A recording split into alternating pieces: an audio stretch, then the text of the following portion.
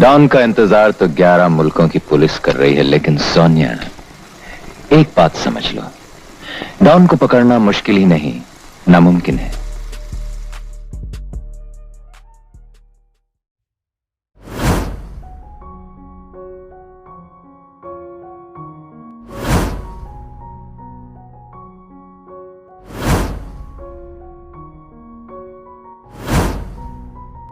आज खुश तो बहुत हो गया।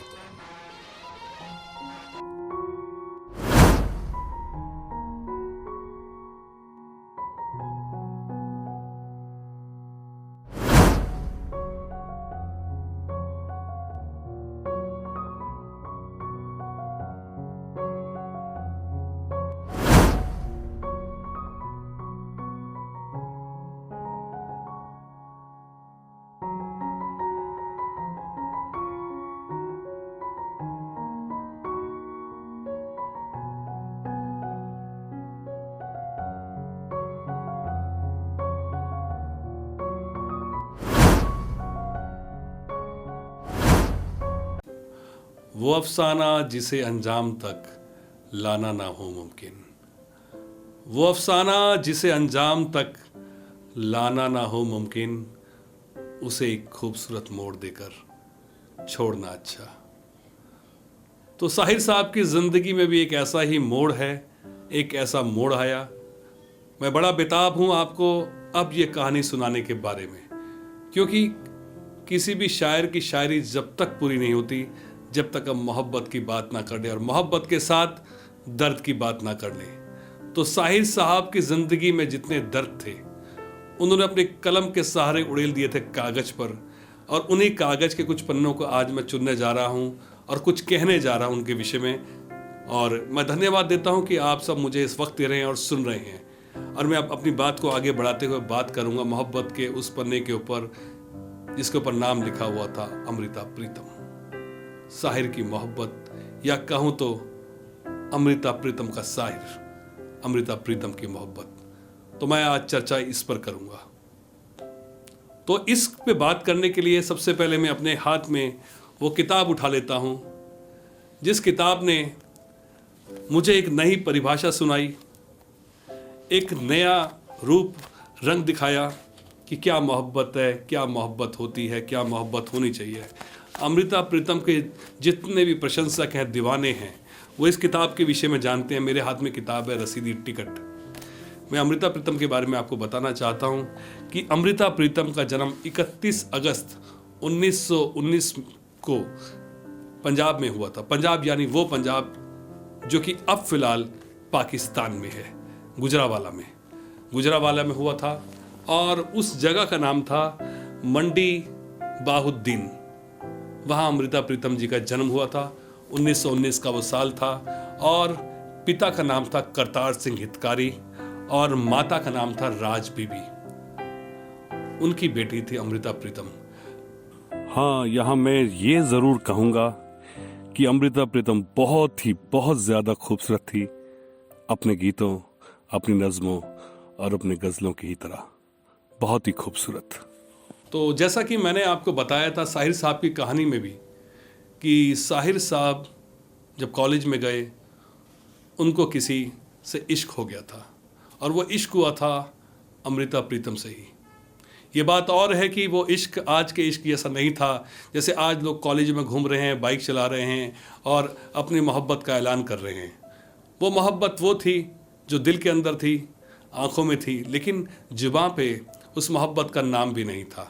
शायद अगर अमृता प्रीतम भी आंखों को पढ़ना ना जानती होती तो ये बात उन तक भी ना पहुंच पाती कि साहिर कौन है और उसकी कौन सी मोहब्बत है, लेकिन ऐसा था। तो मैं इस विषय में आपसे आज बात करूंगा साहिर साहब की और अमृता प्रीतम के इस चैप्टर पर। और मैं इसकी आपको बताने के लिए सहारा ले रहा हूं रसीदी टिकट किताब का। उन उदास दिनों में एक बार मैंने किसी से कहा, उसे अगर कोई बुलाए तो वो आ जाएगा। उसने जवाब दिया, अगर तुम बुलाओगे तो वो सारे काम छोड़कर आ जाएगा। अच्छा, कभी उसने कहा, बस इतना कहा था और कहने वाले का कर्म की एक दिन वो आ गया। मेरी दहलीजों ने पहली बार उसके कदम छुए। इस तरह हफ्ते गुजर जाते, महीने गुजर जाते, कोई समागम होता तो मैं साहिर की आवाज़ सुन सकती थी, और जब कभी वो आता मेरी काली रातें भी सपनों के पैरों तले चांदनी बिछा देती। एक दिन वो आया तो उसके हाथ में एक कागज़ था, उसकी नज़म थी। उसने नज़म पढ़ी और वो कागज़ मुझे देते हुए जाने क्यों उसने कहा, इस नज़म में जिस जगह का जिक्र है वो जगह मैंने कभी देखी नहीं, और नज़म में जिस लड़की का जिक्र है वो लड़की कोई नहीं। मैं कागज़ लुटाने लगी तो उसने कहा, यह मैं वापस ले जाने के लिए नहीं लाया। तब रात को आसमान के तारे मेरे दिल की तरह धड़कने लगे, और फिर जब मैं कोई नज़म लिखती लगता मैं उसे खत लिख रही हूँ। तो ये मोहब्बत का जो सिलसिला था नज़मों के ज़रिए चल रहा था।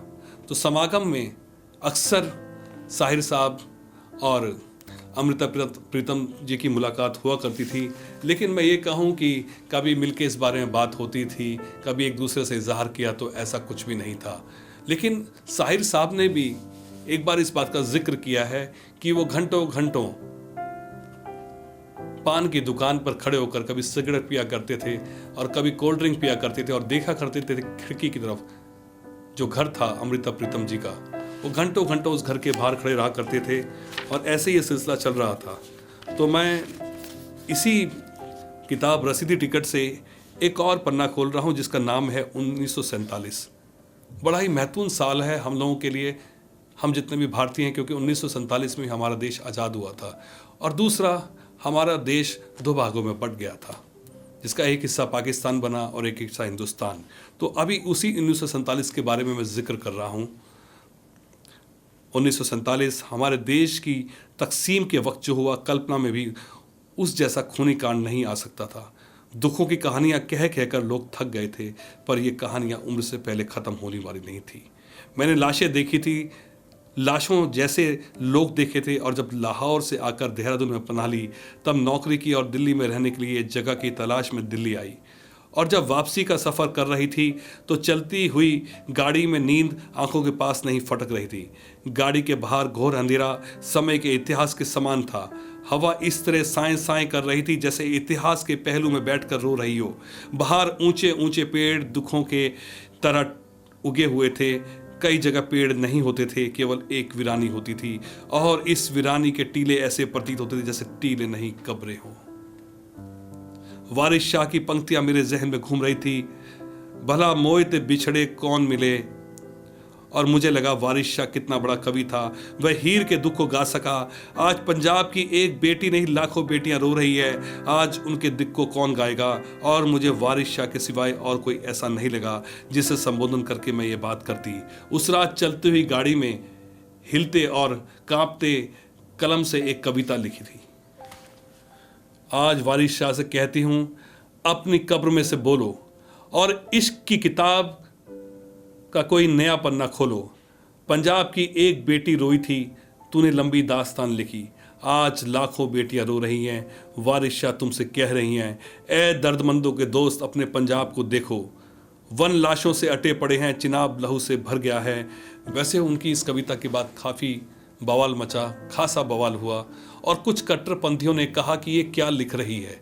ये बात उसे वारिस शाह को लेकर नहीं, बाबा नानक के लिए बोलनी चाहिए थी, और काफ़ी इस कविता का विरोध हुआ। लेकिन ये तो एक बात है, और दूसरी बात ये है कि उस दौर की ये सबसे बड़ी कविता बन गई थी, और लाखों वो लोग जो कि नौजवान थे, औरत थे या मर्द थे, अपनी जेब में इस कविता को लिख के घुमा करते थे।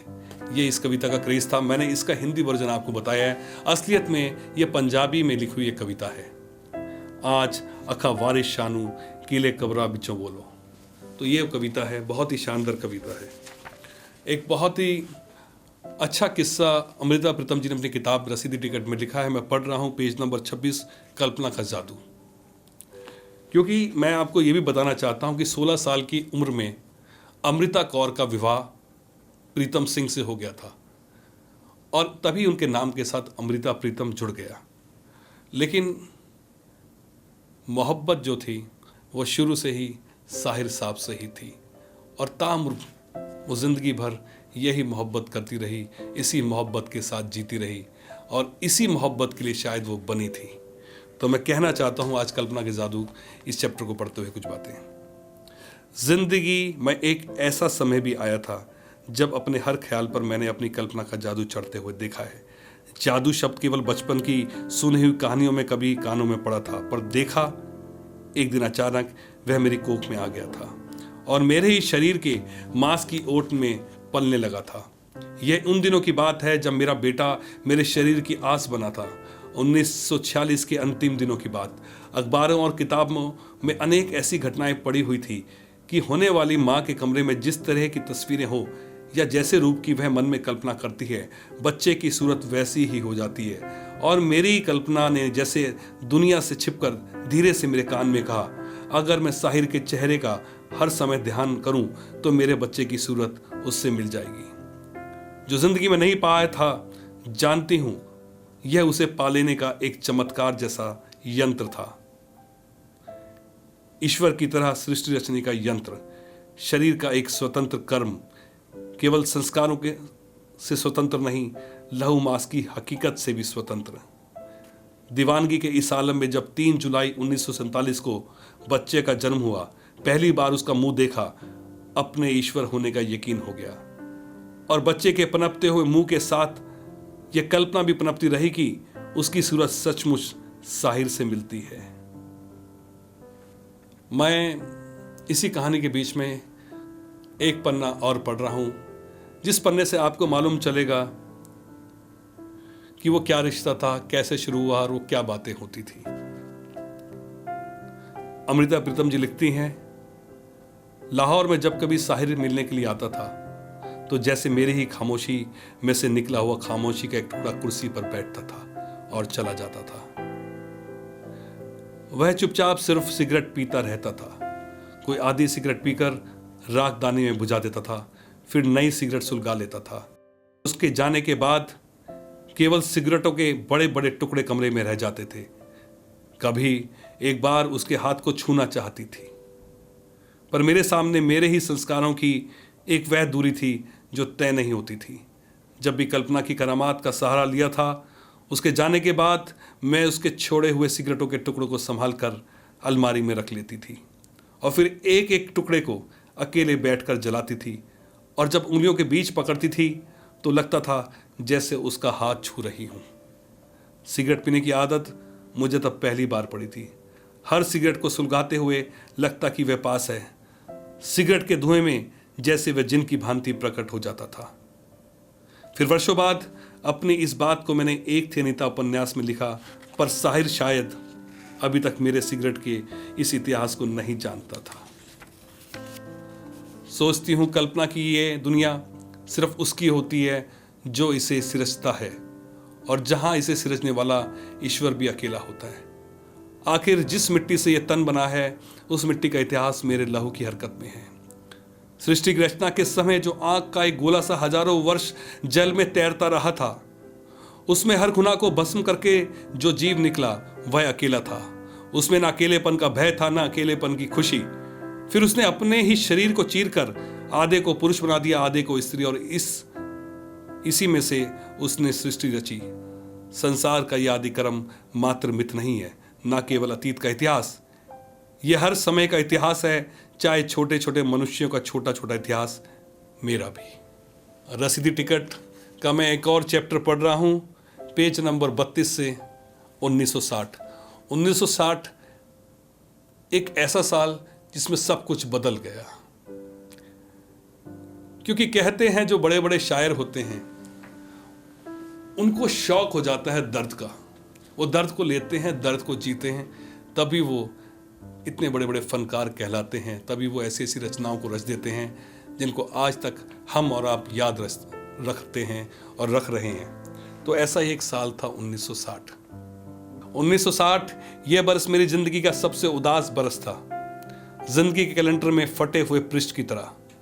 मन ने घर की दहलीजों के बाहर पांव रख लिया था, पर सामने कोई रास्ता नहीं था, इसलिए घबरा कर कांपने लगी। मैं इसी दौरान आपको यह भी बताना चाहता हूं कि अमृता प्रीतम जी की शादी प्रीतम सिंह से हुई थी, लेकिन वो कभी भी इस शादी से खुश नहीं थी और वह दोनों ही इस बात को जान चुके थे कि ये साथ एक दूसरे के लिए बना ही नहीं है। तो उन्होंने कुछ समय बाद अलग रहने का फैसला लिया और कानूनी तौर पर डिवोर्स ले लिया। तो ये उसके बाद की कहानी मैं आपको बता रहा हूँ। इससे पहले उनका डिवोर्स हो चुका था और अमृता प्रीतम दिल्ली आ चुकी थी, क्योंकि मैंने जैसा कि आपको बताया कि वो उससे पहले गुजरावाला में थी। 1947 में वो हिंदुस्तान आ गई थी, देहरादून गई, लेकिन अब वो दिल्ली में थी। तो अब मैं दिल्ली की बातें ही आपको बता रहा हूँ। 1960 ये बरस मेरी ज़िंदगी का सबसे उदास बरस था, ज़िंदगी के कैलेंडर में फटे हुए पन्ने की तरह। मन ने घर के दहलीजों के बाहर पांव रख लिया था, पर सामने कोई रास्ता नहीं था, इसलिए घबरा कर कांपने लगा।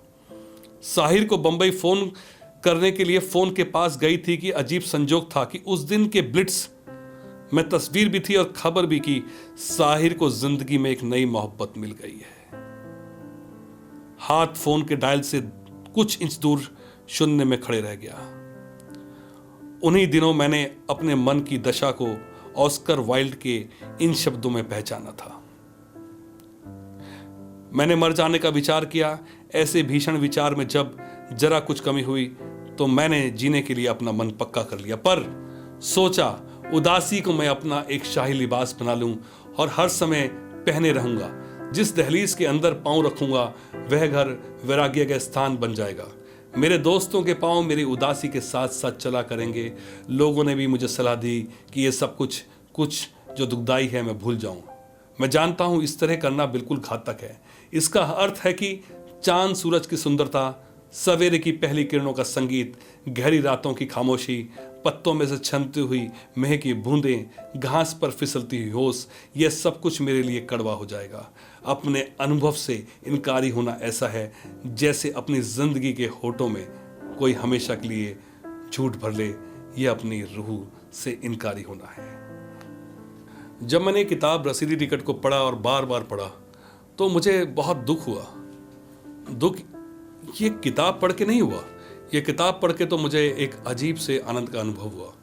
लेकिन वो दुख इसलिए हुआ कि मालूम चला कि अमृता प्रीतम दिल्ली में रहती थी और 2005 में 31 अक्टूबर को उनका देहांत हुआ था। वो दुख इसलिए था कि वो दिल्ली की थी, दिल्ली में रहती थी और हमारा जन्म भी दिल्ली में हुआ। हम दिल्ली में ही पले बड़े हैं और दिल्ली की कौन सी गली से मैं वाकिफ नहीं हूँ। वो पटेल नगर में रहती थी। तो बहुत दुख हुआ कि मैं उनसे कभी क्यों ना मिल सका, मैं क्यों ना कभी उनको देख सका, क्यों ना कभी उनके सामने जाके बैठ सका और क्यों ना कभी अपनी बात उनसे कर सका। इस बात का मुझे बहुत मलाल है। दिल्ली वाला हूं तो दिल्ली वालों के लिए दुख तो होगा ही, लेकिन आगे आपको कुछ पढ़ के सुना रहा हूं जो कि बहुत खास है। कोरा कागज, पेज नंबर है 130। 25 और 26 अक्टूबर की रात को 2 बजे जब फोन आया कि साहिर नहीं रहे तो पूरे 20 दिन पहले की वह रात उस रात में मिल गई जब मैं बुल्गारिया में थी। डॉक्टर ने कहा था कि दिल की तरफ से मुझे खतरा है और उस रात मैंने नज़म लिखी थी, आज आपने दिल दरिया दे विच मैं आपने फुल प्रवाहे। अचानक मैं अपने हाथों की ओर देखने लगी कि इन हाथों में मैंने अपने दिल के दरिया में अपनी अस्थियां प्रवाहित की थी, पर हड्डियां बदल कैसे गई। यह भुलावा मौत को लग गया कि हाथों को। साथ ही वह समय सामने आ गया जब दिल्ली में पहली एशियन राइटर्स कॉन्फ्रेंस हुई थी। शायरों अदीबों को उनके नाम के बैच मिले थे जो सबने अपने कोटों पर लगाए थे और साहिर ने अपने कोट पर से अपने नाम का बैच उतारकर मेरे कोट पर लगा दिया था और मेरे कोट पर से मेरे नाम का बैच उतारकर अपने कोट पर लगा लिया था। उस समय किसी की नजर पड़ी, उसने कहा था कि हमारे बैच गलत लगे हुए हैं। तो साहिर हंस पड़ा था कि बैच देने वाले से गलती हो गई होगी, पर हम गलती को हमें दुरुस्त करना था, ना किया। अब बरसों बाद जब रात को 2 बजे खबर सुनी कि साहिर नहीं रहे तो लगा जैसे मौत के अपना फैसला उसी बैच को पढ़कर लिखा है जो मेरे नाम था, पर साहिर के कोट पर लगा हुआ था।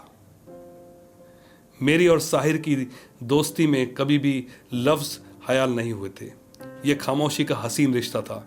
मैंने जो रस्में उसके लिए लिखी, उस मजमूए को जब अकादमी अवार्ड मिला तो प्रेस रिपोर्टर ने मेरी तस्वीर लेते हुए चाहा कि मैं कागज़ पर कुछ लिख रही हूँ।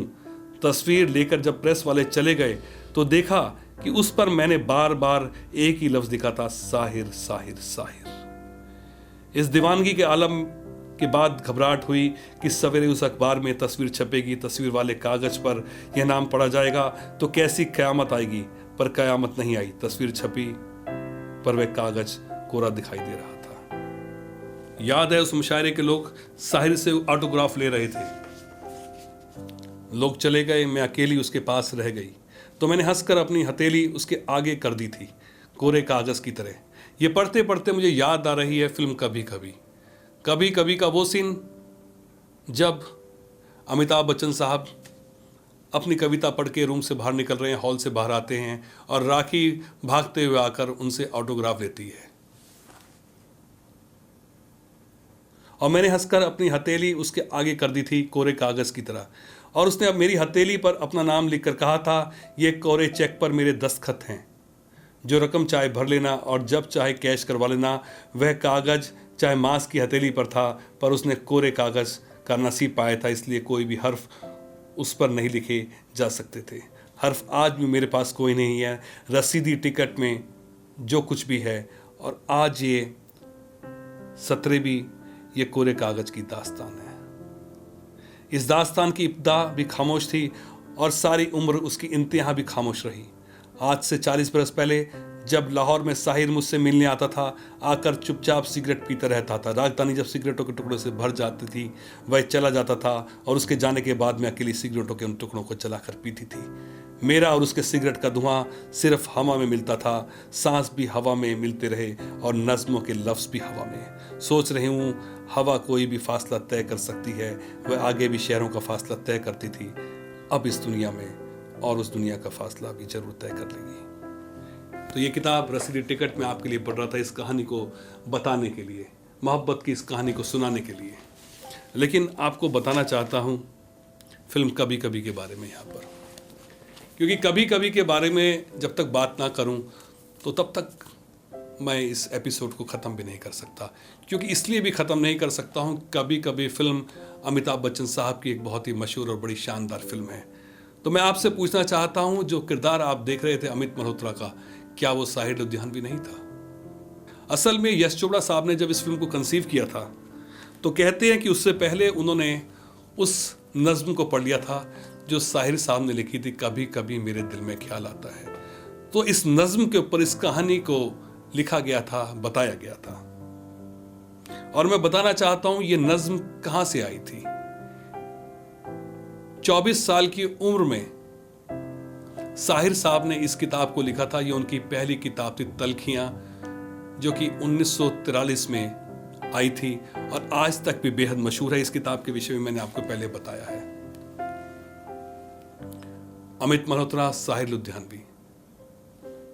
मैं आपको बता ही रहा था कि वो जो डायलॉग था ऑटोग्राफ लेने का, या कोई भी बात करूं तो लगता है कि ये तो कहानी ही वही है, ये उन्हीं कैरेक्टर्स के ऊपर बनी हुई एक कहानी है। तो इसी के ऊपर मैं बात करूंगा और ये ज़रूर कहूंगा कि जिसने भी उस फिल्म को देखा है एक बार दोबारा देख ले, उस मोहब्बत को देख ले, उस दर्द को देख ले और उस चीज़ को देखे कि समाज के अंदर साथ होना बड़ी बात नहीं है। वो साथ की याद को अपने साथ रखना, वो सबसे बड़ी बात है जो कि जहन में ज़िंदगी भर रहती है। अब हर एक को कोई कारण होती है, कोई की वजह होती है, कोई चीज़ें ज़्यादा क्यों छू जाती है। मुझे भी ये चीज़ बहुत ज़्यादा छुई कि मुझे लगता है कि शायद हमने भी ज़िंदगी में बहुत कुछ खोया और इसलिए शायद ये दर्द का जो रिश्ता है वो इस सब चीज़ों की ओर लेकर जाता है। और ये सब जब चीज़ें पढ़ता हूँ और देखता हूँ तो दिल को सुकून देती है। तो कभी कभी की एक बात मैं आपको सुनाना चाहता हूँ कि ये क्या था, मैं आपको सुनाऊँगा और इसी के ज़रिए मैं कुछ बातें कहकर अपनी इस बात को ख़त्म करूँगा आज। वो लिखते हैं कि तेरा हाथ हाथ में हो अगर तो सफ़र ही असली हयात है। मेरे हर कदम पर है मंजिलें, तेरा प्यार गर मेरे साथ है। मेरी बात का मेरे हमनफस, मेरी बात का मेरी हमनफस, तू जवाब दे के ना दे मुझे। तेरी एक चुप में जो है छुपी वो हज़ार बातों की बात है। तेरा हाथ हाथ में हो अगर तो सफ़र ही असली हयात है। वो मोहब्बत का दर्द कभी कभी भी इस रूप में आता है। तो कुछ साल पहले वो लिखते हैं कि जाने वो कैसे लोग थे जिनके प्यार को प्यार मिला, हमने तो जब कलियां मांगी कांटों का हार मिला। और जब वो लिखते हैं कि तुम अपने रंजो गम अपनी परेशानी मुझे दे दो, तुम्हें उनकी कसम इस दिल की निगहबानी मुझे दे दो। तो एक कसक झलकती है और मोहब्बत वही है जिसमें कसक रह जाती है। जो मिल गए तो वो कहानी ख़त्म हो जाती है, वो मोहब्बत का भी एक खात्मा हो जाता है। जो ना मिले वो प्रेम कहानियाँ बन जाती हैं, कभी लैला मजनू बनते हैं, तो कभी हीर रांझा बनते हैं, तो कभी श्री फरहाद, तो कभी साहिर और अमृता बन जाते हैं। तो इसको ख़त्म करने से पहले कुछ शब्द ज़रूर बोलूँगा और उसके बाद अपनी आज के इस एपिसोड को ख़त्म करूँगा। और आशा करूँगा कि आप लोग भी मुझे लिखकर बताएंगे कि आपको आज का ये प्रोग्राम कैसा लगा और कैसी लगी मेरी ये कहानी, मेरा ये प्रयास आपके लिए। तो साहिर साहब बोलते हैं, ज़माने भर के दुखों को लगा चुका हूँ गले, ज़माने भर के दुखों को लगा चुका हूँ गले, ज़माने भर के दुखों को लगा चुका हूँ गले, गुज़र रहा हूँ कुछ अजनबी रह गुज़रों से। महीब साहे मेरी समत बढ़ते आते हैं, हयातो मौत के पुरखोल खारजारों से। ना कोई जाहिद मंजिल ना रोशनी का सुराग, ना कोई जाहिद मंजिल ना रोशनी का सुराग, भटक रही है खलाओं में ज़िंदगी मेरी, भटक रही है खलाओं में ज़िंदगी मेरी, इन्हीं खलाओं में रह जाऊंगा कभी खोकर, मैं जानता हूँ हम नफस, मगर फिर भी कभी कभी मेरे दिल में ख्याल आता है। तो इस पर मैं समझता हूँ ये अमृता प्रीतम जी का जवाब है, और क्योंकि नज़मों के ज़रिए वो बात चलती थी तो मैं आपको सुनाना चाहता हूँ। मैं तेनू फिर मिलांगी, किथे किस तरह पता नहीं, शायद तेरे तखियल दी चिंकारी बन गए, तेरे कैनवस ते उतरांगी, जा खोरे तेरे कैनवस दे उत्ते एक रहस्यमयी लकीर बन के खामोश तेनू तकदी रवांगी, जा खोरे सूरज दी लो बन के तेरे रंगा विच घुलांगी, जा रंगा दिया बहावा विच बैठ के तेरे कैनवस नू बुलावांगी, पता नहीं किस तरह किथे पर तेनू जरूर मिलांगी, जा खोरे एक चश्मा बनी होवांगी ते जिरवे झरनिया दा पानी उड़दा, मैं पानी दिया बूंदा तेरे पिंडा ते मलांगी, ते एक ठंडक जेनी बन के तेरी छाती दे नाल लगांगी, मैं होर कुछ नहीं जानदी पर इना जानदी हाँ कि एक वक्त वो भी करेगा, एक जन्म तेरे नाल तुरांगी, यह जिस्म मुगदा है ता सब कुछ मुक जांदा है, पर चेतना दे दागे कायनती कण हुंदे ने, मैं ओना कणा तू नू चुनांगी, मैं तेनू फिर मिलांगी, मैं तेनू फिर मिलांगी।